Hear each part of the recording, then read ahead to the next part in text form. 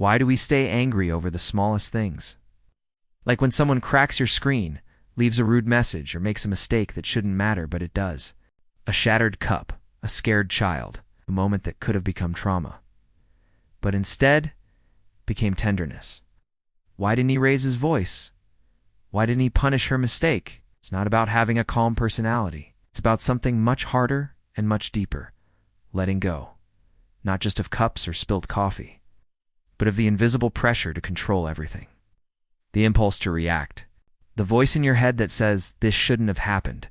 Today we're not just talking about psychology. We're re-walking through it, moment by moment, to discover how letting go is not escape, but power. Have you ever found yourself fuming over a cracked screen, a rude comment, or a mistake so small it shouldn't matter? But it does, and it lingers. Why? Because we give it power, keep replaying it. We ruminate, calculate how many views we'd get if we posted about it online. We escalate it internally. The mind loves drama. It thrives on conflict. But life's too short for that kind of energy. What changed? Her situation? No, her reaction. This is the first gate of letting go. Learning not to believe every emotion that rises inside you. When you feel threatened, your amygdala fires off emotional alarms. But when you pause, when you breathe, you give power back to the prefrontal cortex. Letting go is not passive. It's an interruption, a trained choice. Try this next time. Inhale for 4 seconds. Hold for 4 seconds. Exhale for 4 seconds. Ask, is this really worth my peace? A cruel message? A cold comment? And the sting that lasts far longer than it should. Why is it so hard to let go when it comes from someone else? Because it doesn't just hurt your mind, it touches your identity. When someone disrespects us, criticizes us, or breaks our trust, it activates something ancient in the brain, a protective voice that says, you must defend yourself. But here's the truth, psychology reveals. Most of the pain we carry from others, dose and tea, come from what they said. It comes from what we kept repeating to ourselves after they said it. The ego feeds on replaying the wound. It wants to win, but peace doesn't come from victory. It comes from release.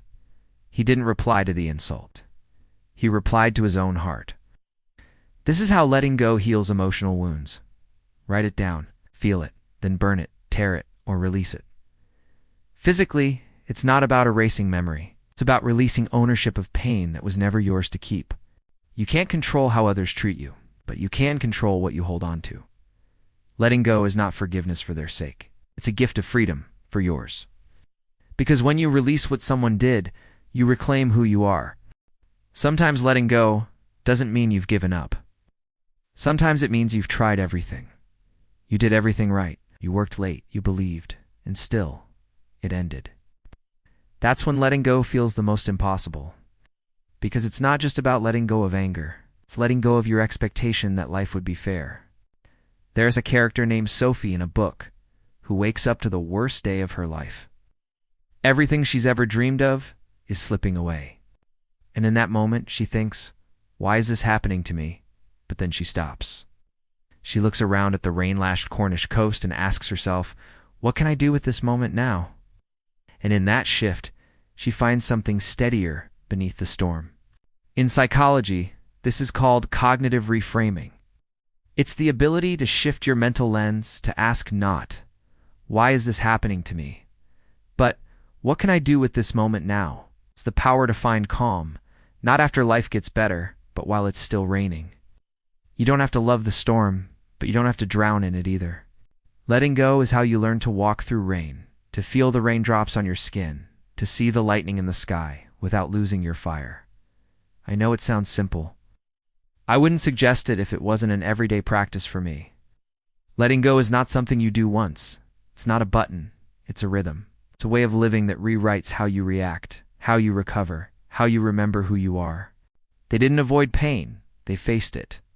But instead of replaying it over and over, they released it. Psychology doesn't promise that life will stop hurting, but it gives you the tools to carry peace even when nothing else is certain. When you let go of what no longer serves you, you make room for what you were always meant to grow. Letting go isn't losing. It's It's becoming someone new. This video was not a lecture, it was a mirror. If it reflected something you've been holding on to, don't just watch. Practice. Breathe. Write it down. Release it. Comment below. What's one thing you're ready to let go of, starting today? And if this story touched something in you, share it with someone still carrying too much. And subscribe for more content that helps you let go to grow.